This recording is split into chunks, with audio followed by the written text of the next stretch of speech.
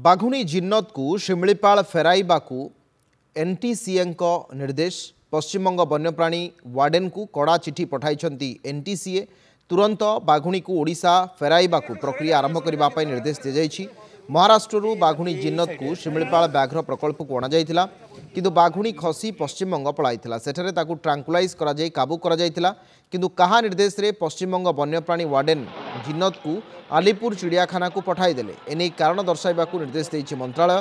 NTCA रो SOP अनुजाई जिन्नत को रखिबा ठीक नुहे। भारतीय वन्यप्राणी आईन 1972 धारा 38 ओ 2 आईन अनुसार बाघुणी को तुरंत ओडिशा को फेराइबाकू निर्देश दिया जाइछि।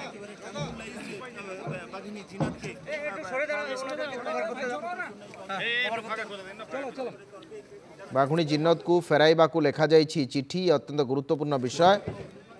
ए संपर्क में पश्चिमबंग वन्यप्राणी वार्डेन को एनटीसीए पक्षरु चिठी लेखा जाइछि।